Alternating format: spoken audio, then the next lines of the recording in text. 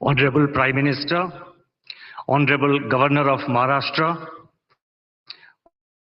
Honorable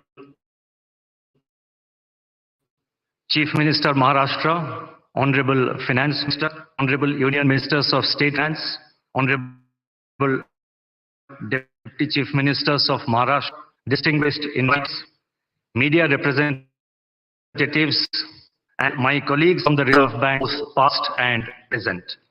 Today, the Reserve Bank of India enters the 90th year from its establishment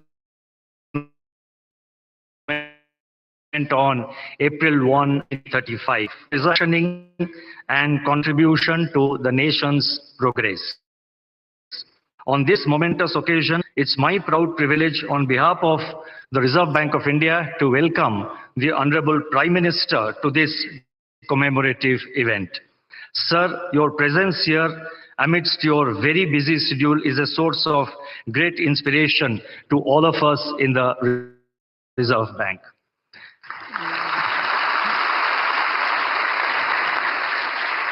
I also welcome the other dignitaries, the Governor Maharashtra, the Chief Minister Maharashtra, the Honorable Finance Minister, and other dignitaries on the dais to this event. Further, I welcome all distinguished dignitaries who are present here, all are invitees, and of you has made it convenient to be here. The bank's evolution economy. From being a central bank primarily concerned with allocation of resources during the planning period, the Reserve Bank has to being an enabler for the market economy. We are a full-service central bank with our functions spanning multiple dimensions. It has been our endeavor to promote the financial sector, promote a financial sector that is robust, resilient, and future-ready. The path-breaking structural reforms, such as the enactment of the Insolvency and Bankruptcy Code and the adoption of fixed inflation targeting in the recent years, have helped us to deal with the challenges in the banking system and the task of maintaining stability effectively. Given the rapid changes taking place in today's world, especially in the areas of technology, innovation, business practice, and growing complexities in the financial sector, the Reserve Bank is constantly evaluating and taking necessary policy measures to remain in sync with the changing times. Our effort is to anticipate situations and take proactive measures. The global turmoil arising from COVID-19 pandemic and the ongoing geopolitical have tested the resilience of every economy in the world, including India. The well-calibrated and coordinated monetary and fiscal policies adopted in our country went a long way in shielding our economy from these shocks and helped us to emerge even stronger than before. It's a matter of satisfaction that today our GDP growth is robust, inflation is moderating, the financial sector is stable, the external sector remains resilient, and the forex reserves are at an all-time high. Over the years, the Reserve Bank has emerged as a symbol of stability, resilience, and commitment to the welfare of our citizens. This has been possible due to the contributions made by generations of the team RBI. As we move towards RBI at 100, the Reserve Bank remains focused on ensuring a stable and strong financial system that would act as a bedrock for our country's economic progress. With these words, let me once again welcome the Honorable Prime Minister and the other dignitaries present in the dais, and each one of you who is present here in the audience to this commemorative event of 90 years of the Reserve Bank. Thank you. Namaskar.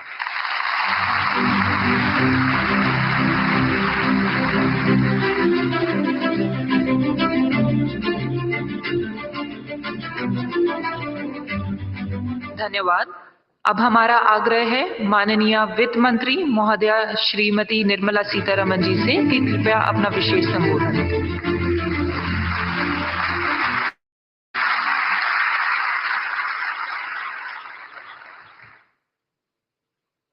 Respected Prime Minister, Honorable Governor of Maharashtra, Chief Minister of Maharashtra, my colleagues in the Council of Ministers, Deputy Chief Ministers of Maharashtra, Governor Reserve Bank, all invited dignitaries, media. I'm here on a very happy occasion when today we mark the 90th anniversary of Reserve Bank of India. RBI, the Central Bank of India, has actually had a remarkable checkered history. It stands tall among its peers on several counts. Once in a century pandemic, the COVID, hit us. The RBI adopted and in fact deployed conventional and unconventional range of instruments to provide liquidity and to promote growth and to ensure financial stability. The two examples that I can cite and which can stand before as a classic example are the moratorium on loan repayments and also the liquidity infusion which happened during that time. Later came the Russia-Ukraine war. RBI's measures primarily aimed at two things. One, to address the inflation and the forex market's volatility. RBI, in fact, has been one of the earliest to recognize the non-transient nature of inflation. One of the few central banks, if I may say so, to front-load policy rate hikes in particular. Forex reserve management is also something on which we have this opportune moment to recall the work done by the RBI. Building up reserves, including foreign exchange interventions. In the past few years, India's capacity to manage and also to take care of external imbalances and uncertainties have significantly improved purely because of the professional management of the RBI. Rupee has exhibited lower volatility and orderly movements is what we notice of the rupee, and they are in relative terms to the rest of its peers. Managing India's banks is something which I'll recall at this time. A decade ago, balance sheet problem, today is a balance sheet advantage, and that advantage accrues to our economy. Collaborative effort of the Government of India and RBI, the asset quality management, prompt corrective action framework are all great functions well carried out by our true regulator of the banks, Reserve Bank of India. Fiscal and monetary policy coordination, as always, the Government of India is one of the governments like very many others, and RBI manages its debt, which is very important for government. Inflation management, despite monetary tightening pressures and the measures which have been taken for monetary tightening, has stabilized the G-Sec yields, which is very important for the economy. The stability in G-Sec markets has contributed to overall financial market resilience and investor confidence in the Indian economy. Lastly, the Bank of International Settlements, BIS, has mentioned significant role played by RBI in a very unconventional point. RBI's role in anchoring inflation expectations using communication policy is significant, is what the BIS has said. And I'm sure not one in this audience would disagree with that. Apart from forward guidance, it was used for explaining the rationale. The policy of communication management has been used for explaining the rationale for the measures taken by the RBI. Thus, in the economy, confidence was built, And then optimism, if I can say so, optimism has been held up even during pandemic, held high and never let down. So optimism building is a very beautiful function which the RBI during crisis time has handled, because it adopted this unconventional instrument of communication with the people. And final word, institutional integrity is something which I would credit the RBI, and among very many central banks, India's RBI, for its institutional credibility, needs a big applause in the 90th anniversary. Thank you very much.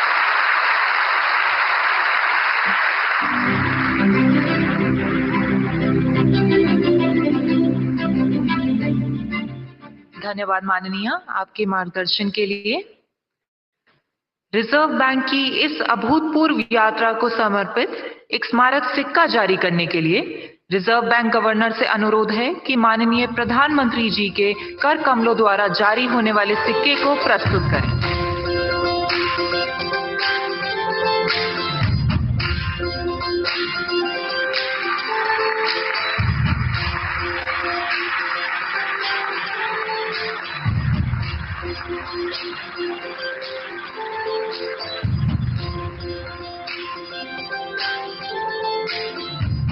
बहुत बहुत धन्यवाद माननीय।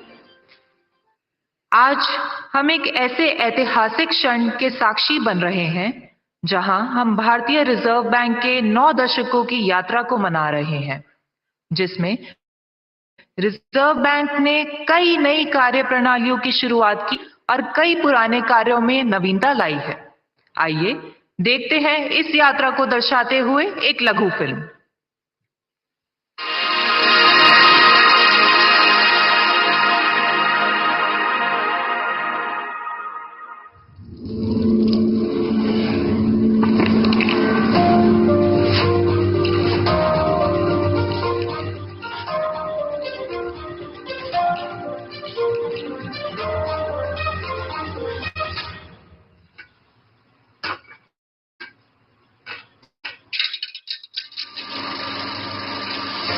The Reserve Bank of India came into existence on 1st of April 1935 as a joint stock company.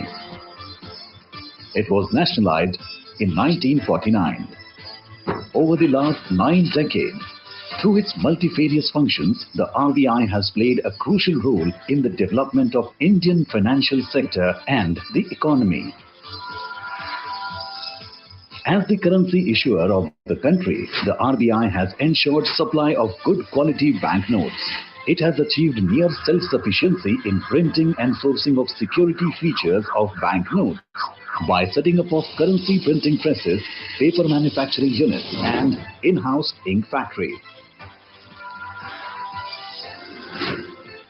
Being the banker and debt manager to the central and state governments, the Reserve Bank has managed their market borrowing programs and facilitated development of the government securities market. Introduction of new instruments, strengthening market infrastructure and expanding the participant base, including retail investors, have ensured deepening of financial markets. India's monetary policy framework has evolved from monetary targeting to flexible inflation targeting, which was introduced in 2016. This was a major structural reform and has fostered price stability. RBI's monetary policy decisions are backed by its robust research and data analysis. The Reserve Bank is also responsible for the country's foreign exchange and reserves management. Its role has evolved over the years from being a regulator to a facilitator in an environment of market-determined exchange rates.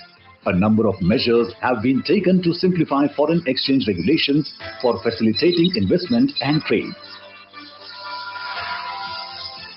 As the regulator and supervisor of a large part of the financial sector, the RBI has played a crucial role in promoting a sound and efficient financial system in the country. The regulatory and supervisory architecture of the financial system has been comprehensively restructured in the recent years. As a part of its commitment to financial inclusion, the Reserve Bank's policy on priority sector lending and many other measures has channelized credit to the needy sectors of the economy. This has given a strong fillip to financial inclusion. To strengthen customer protection and grievance redress mechanisms, the scope of Banking Ombudsman Scheme has been gradually widened. The Reserve Bank Integrated Ombudsman Scheme embodies the One Nation, One Ombudsman approach. India now has state-of-the-art payment systems that are affordable, accessible, convenient, safe and secure. The country has acquired a leadership position in digital payments landscape. As a regulator of the payment system, the RBI has played a significant role on making this possible.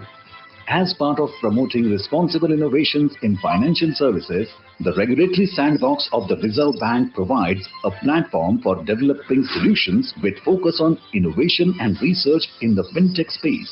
Giving further fillip to innovation, the RBI has taken a pioneering role among central banks by introducing the digital rupee, the central bank digital currency, in 2022 as a pilot project. The RBI has also been an institution builder in niche areas of the financial services sector. In its 90 years journey, the Reserve Bank has navigated through turbulent times with commitment and determination. This was prominently visible during the COVID-19 pandemic and the war in Ukraine. India's financial system and the economy have emerged stronger from these unprecedented global shocks. As we commemorate 90 years of the RBI, we rededicate ourselves to building a robust financial system that is future-ready and contributes to the well-being of our country and the people.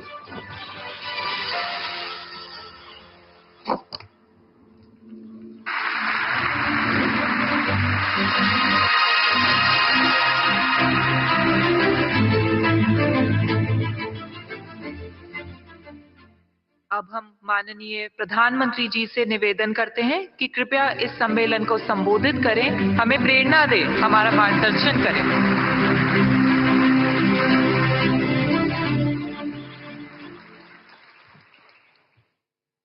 Maharashtra के राज्यपाल श्री रमेश बैस जी, मुख्यमंत्री श्रीमान एकनाथ शिंदे जी, मंत्रिमंडल के मेरे सहयोगी Nirmala Sitharaman ji,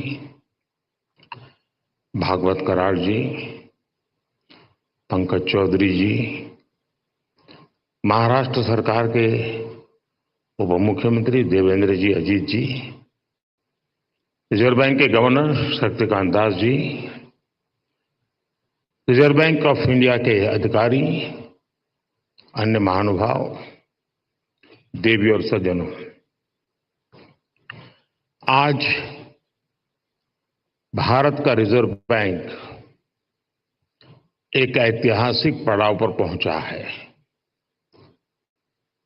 RBI ने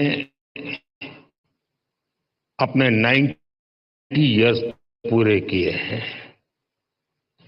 एक संस्थान के रूप में आरबीआई आजादी के पहले और आजादी के बाद दोनों ही कालखंड का गवाह है। आज पूरी दुनिया में आरबीआई की पहचान उसके प्रोफेशनलिज्म और कमिटमेंट की वजह से बनी है। मैं आप सभी को रिजर्व बैंक ऑफ इंडिया के सभी कर्मचारियों और अधिकारियों को आरबीआई की स्थापना के 90 इयर्स की बधाई देता हूं।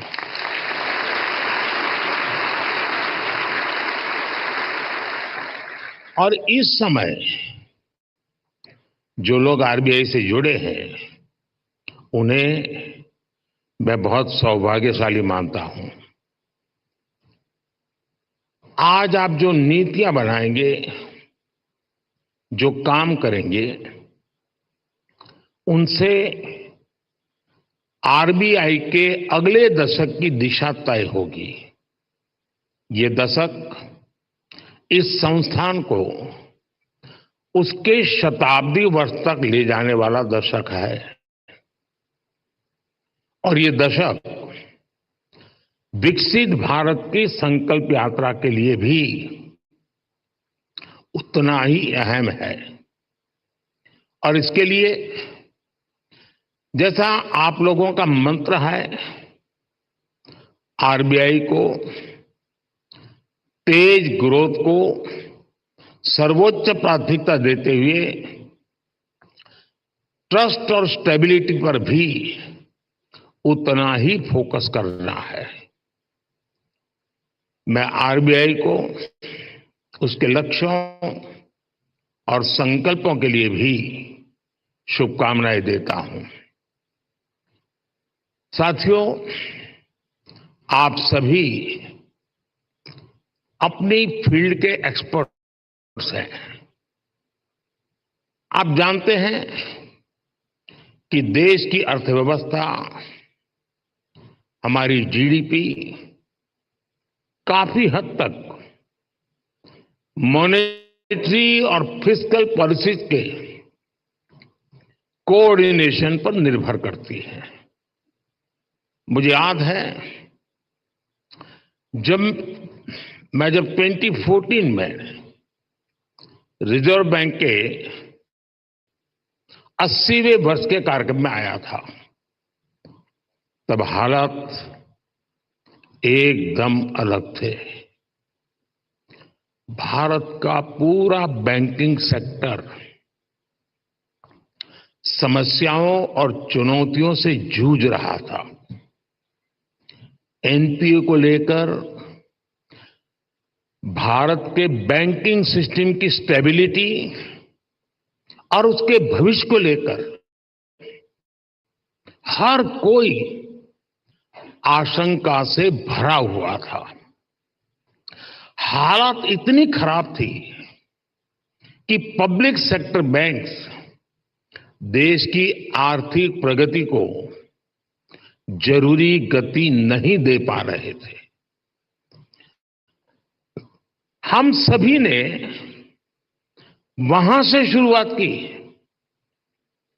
और आज देखिए, आज भारत के बैंकिंग सिस्टम को दुनिया में एक स्ट्रांग और सस्टेनेबल सिस्टम माना जा रहा है।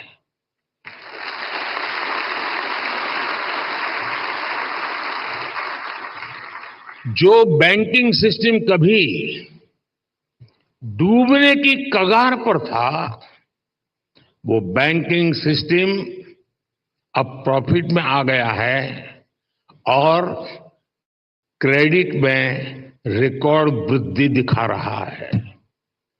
फ्रेंड्स,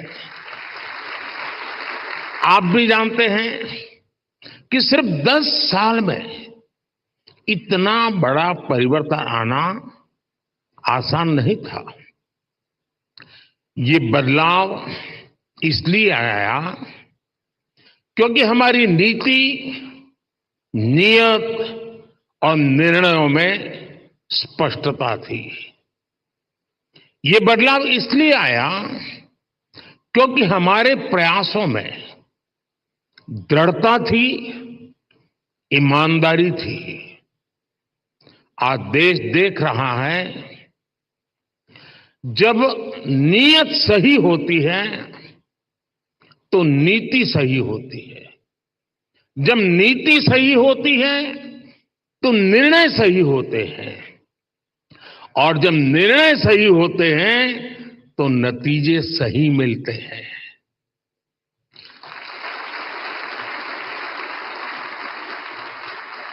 इन शॉर्ट, मैं यही कहना चाहता हूं, नीयत सही तो नतीजे सही।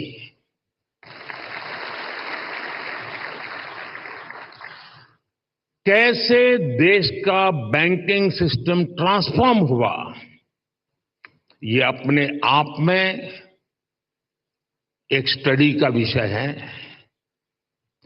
हमने कोई भी सिरा ऐसा नहीं था जिसे ऐसे ही छोड़ दिया हो। हमारी सरकार ने रिकॉग्निशन, रिजोल्यूशन और रिकैपिटलाइजेशन की रणनीति पर काम किया। पब्लिक सेक्टर बैंक की हालात सुधारने के लिए सरकार ने करीब 3.5 लाख करोड़ का कैपिटल इन्फ्यूजन किया और साथ ही गवर्नेंस संबंधी कई रिफॉर्म्स भी किए। अकेले इंसॉल्वेंसी एंड बैंक्रप्सी कोड की नई व्यवस्था से ही करीब 3.25 लाख करोड़ के लोन्स रिजॉल्व हुए और एक आंकड़ा देशवासियों को जरूर जानना जरूरी है। 27,000 से ज्यादा ऐसी एप्लीकेशंस जिसमें 9 लाख करोड़ रुपए से ज्यादा का अंडरलाइंग डिफॉल्ट था, वो आईबीसी में एडमिशन से पहले ही रिजॉल्व हो गई। ये दिखाता है कि इस नई व्यवस्था का सामर्थ्य कितना ज्यादा है। बैंकों का जो ग्रॉस एनपीए 2018 में 11.25% के आसपास था, वो सितंबर 2023 आते आते 3% से भी कम हो गया।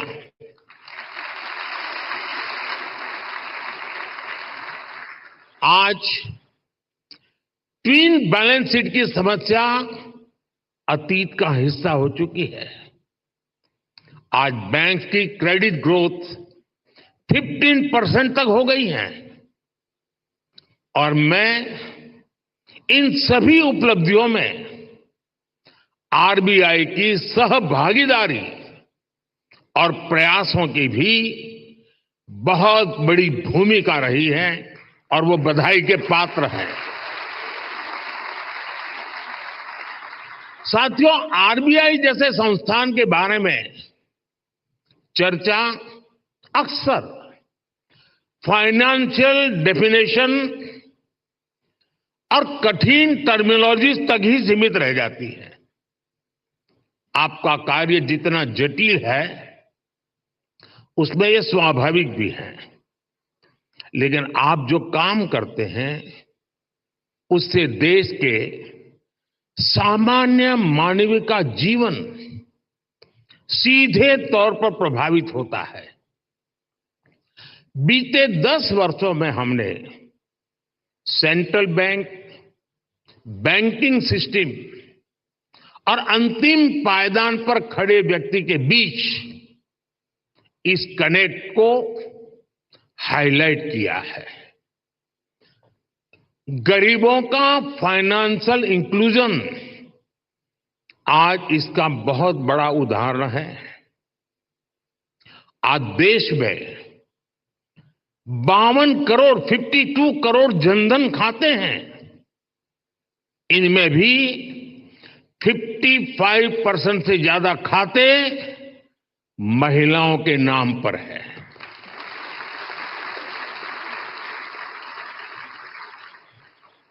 इसी फाइनेंशियल इंक्लूजन का प्रभाव आप एग्रीकल्चर और फिशरीज जैसे सेक्टर्स में भी देख सकते हैं। आज 7 करोड़ से ज्यादा फार्मर्स, फिशरमैन और पशुपालक के पास किसान क्रेडिट कार्ड हैं। इससे हमारी रूरल इकोनॉमी को एक बहुत बड़ा पुश मिला है। कोऑपरेटिव सेक्टर को भी पिछले 10 वर्षों में बड़ा बूस्ट मिला है। सहकारिता में कोऑपरेटिव बैंक की एक बहुत बड़ी भूमिका होती है और ये रिजर्व बैंक के रेगुलेशन और सुपरविजन का एक महत्वपूर्ण क्षेत्र भी है। यूपीआई आज एक ग्लोबली रिकॉग्नाइज्ड प्लेटफॉर्म बन चुका है इस पर हर महीने 1200 करोड़ से ज्यादा ट्रांजैक्शन हो रहे हैं। अभी आप लोग सेंट्रल बैंक डिजिटल करेंसी पर भी काम कर रहे हैं। यानी पिछले 10 वर्षों में हुए ट्रांसफॉर्मेशन की एक तस्वीर ये भी है। एक दशक के भीतर ही हम पूरी तरह से एक नई बैंकिंग व्यवस्था, एक नई अर्थव्यवस्था और नए करेंसी एक्सपीरियंस में प्रवेश कर चुके हैं। और जैसा मैंने पहले कहा है, पिछले 10 साल में जो हुआ वो तो सिर्फ ट्रेलर है।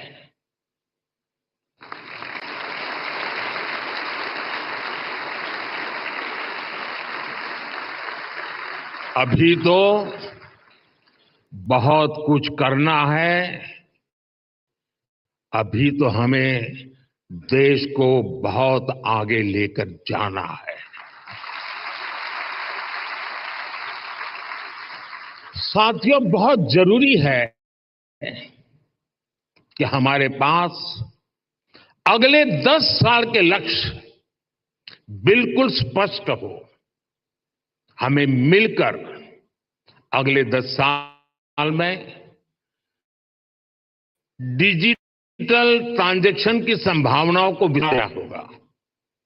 हमें कैशलेस इकोनॉमी से आ रहे इन बदलावों पर नजर भी रखनी होगी। हमें फाइनेंशियल इंक्लूजन और एम्पावरिंग एफर्ट्स को भी और बेहतर करना होगा। साथियों, इतनी बड़ी जनसंख्या की बैंकिंग नीड्स भी अलग अलग हो सकती है। कई लोग फिजिकल ब्रांच मॉडल को पसंद करते हैं, कई लोगों को डिजिटल डिलीवरी पसंद होती है। देश को ऐसी नीतियां बनाने की जरूरत है जिससे ईज ऑफ डूइंग बैंकिंग बेहतर हो और सभी को उनकी जरूरत के अनुसार क्रेडिट एक्सेस मिल सके। डीपीआई के क्षेत्र में भारत को अग्रणी बनाने के लिए हमें आर्टिफिशियल इंटेलिजेंस, मशीन लर्निंग की निरंतर मदद लेनी चाहिए। भारत की प्रगति तेज गति से हो, इंक्लूसिव हो, सस्टेनेबल हो, इसके लिए रिजर्व बैंक को लगातार कदम उठाते रहने होंगे। एक रेगुलेटर के तौर पर आरबीआई ने बैंकिंग सेक्टर में रूल बेस्ड डिसिप्लिन और फाइनेंशियली प्रूडेंशियल प्रैक्टिसेस को सुनिश्चित कराया है। लेकिन इसके साथ ही ये भी आवश्यक है कि आरबीआई विभिन्न सेक्टर्स की भविष्य की जरूरतों का आकलन करते हुए अभी से तैयारी करे, बैंकों को प्रोत्साहित करे, प्रोएक्टिव कदम उठाए। मैं आपको विश्वास दिलाता हूं कि सरकार आपके साथ है।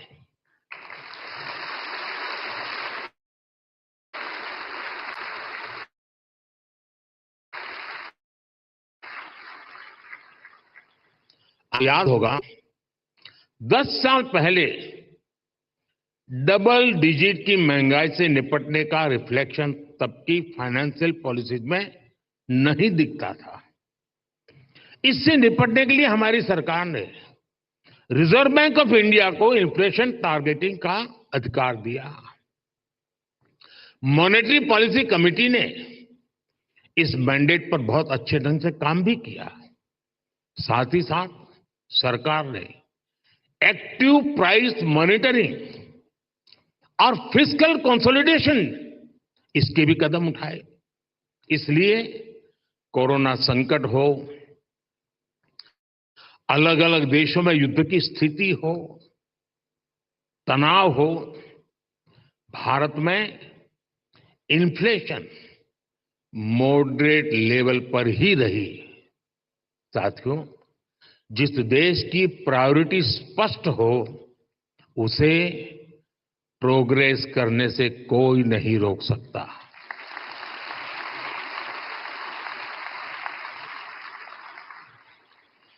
हमने कोरोना के दौरान फाइनेंशियल प्रूडेंस की चिंता भी की और सामान्य नागरिक के जीवन को भी सर्वोच्च प्राथमिकता दी। यही वजह है कि भारत का गरीब, भारत का मिडिल क्लास उस आपदा से उबरकर अब अर्थव्यवस्था को गति दे रहा है। दुनिया के बड़े बड़े देश जहां अभी तक उस झटके से उबरने की कोशिश कर रहे हैं, वहीं इंडियन इकोनॉमी नए रिकॉर्ड बना रही है।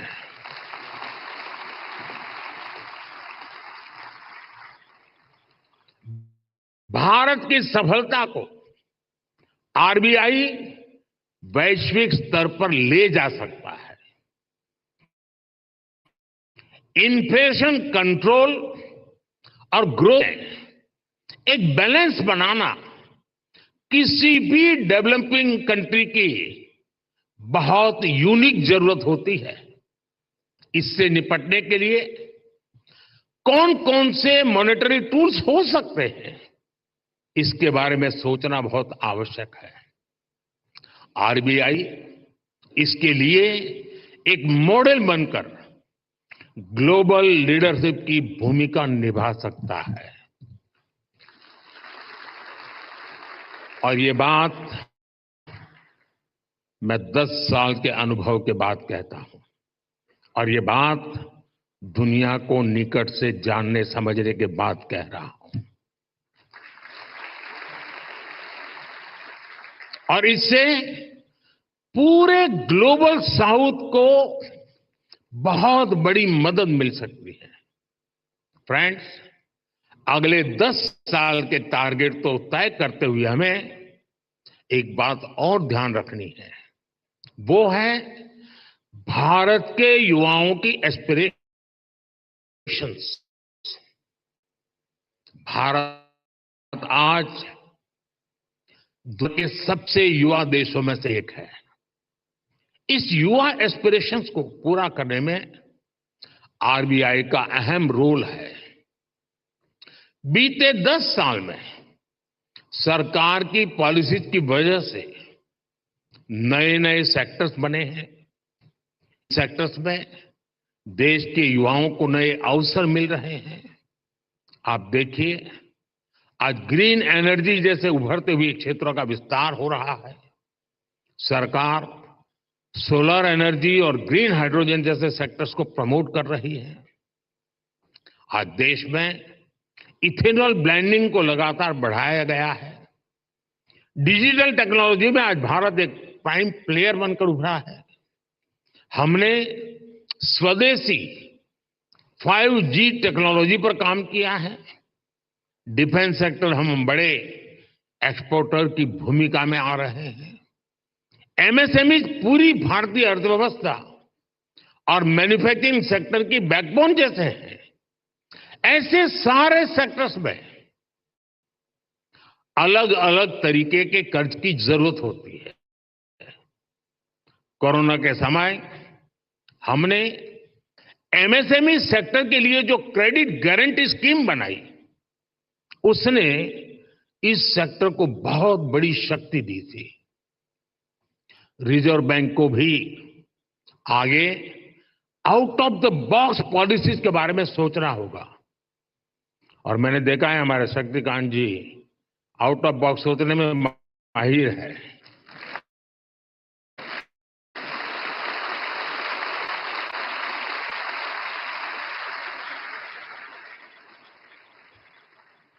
और मुझे खुशी है सबसे ज्यादा तालियां इस बात पर पड़ी।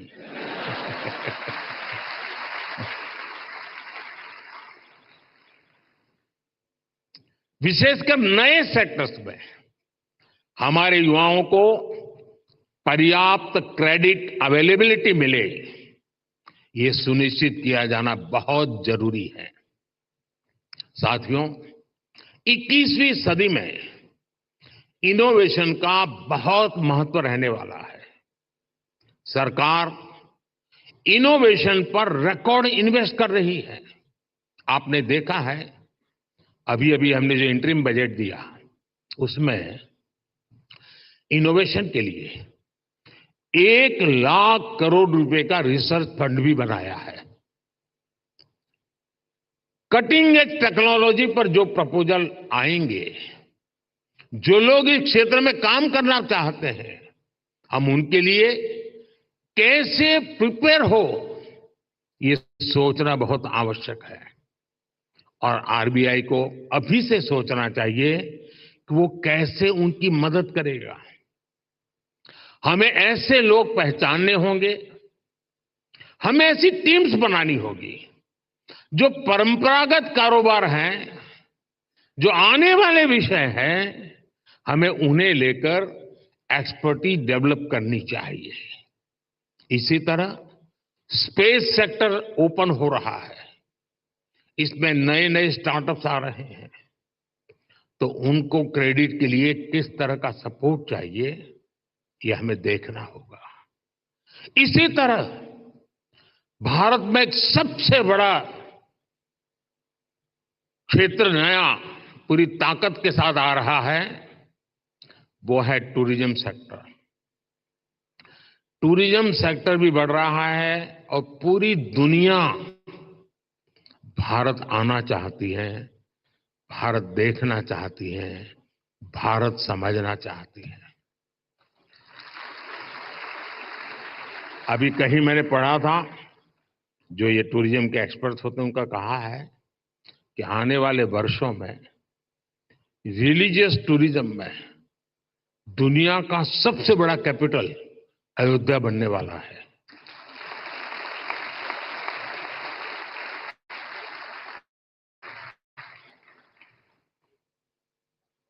हमें देखना होगा कि इस सेक्टर को फाइनेंशियल सपोर्ट करने के लिए हमारी क्या तैयारी है। जो देश में नए नए सेक्टर्स बन रहे हैं, हमें अभी से एक्सपर्टीज डेवलप करनी चाहिए और उनको हम कैसे सपोर्ट करेंगे, इस पर भी पहले से मंथन होना चाहिए। अभी 100 दिन मैं चुनाव में बिजी हूं,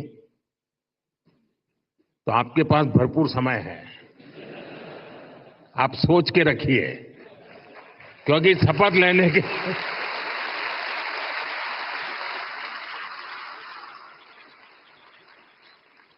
क्योंकि शपथ लेने के दूसरे दिन ही धमाधम काम आने वाला है।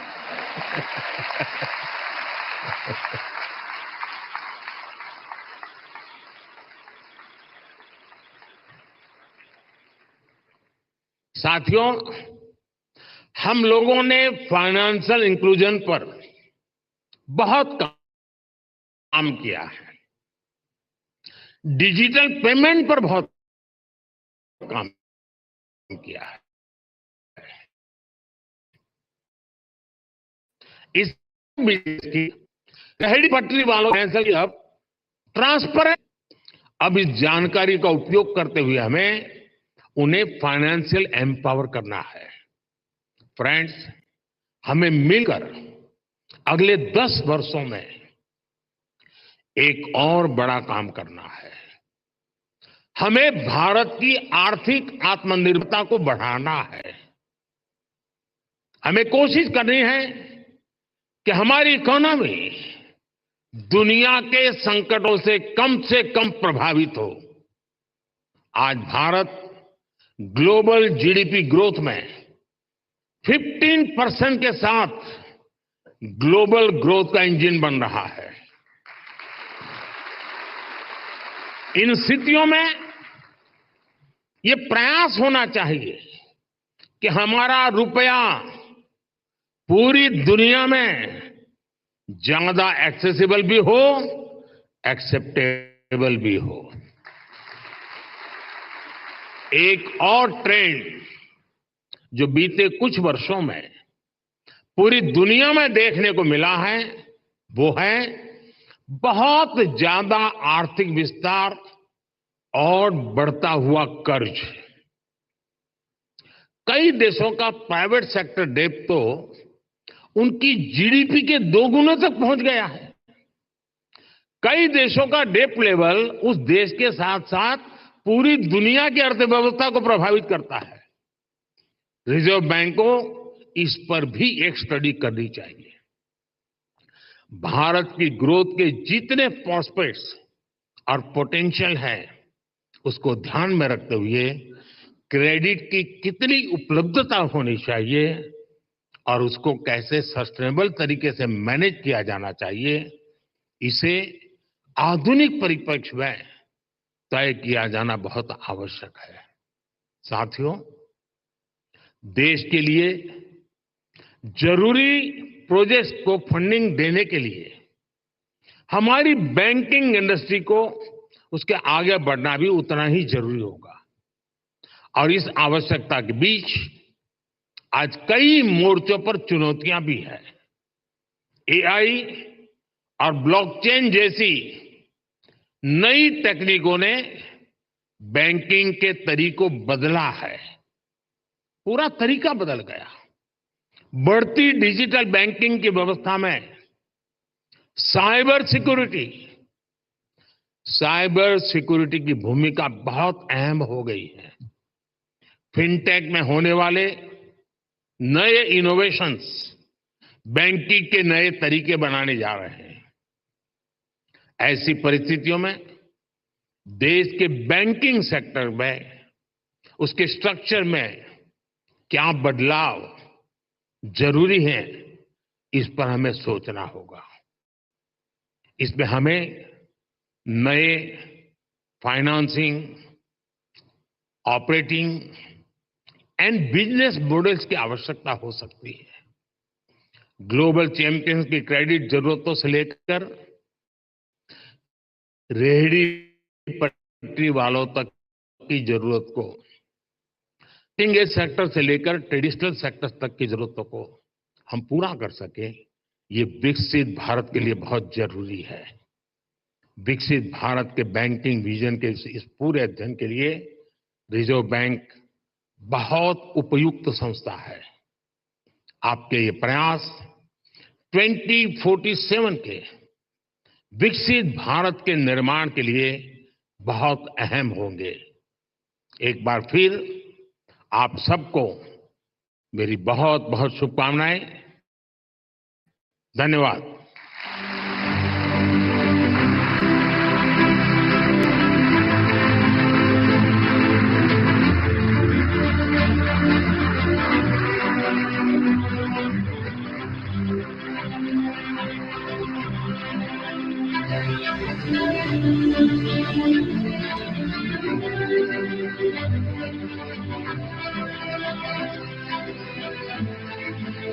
बहुत धन्यवाद।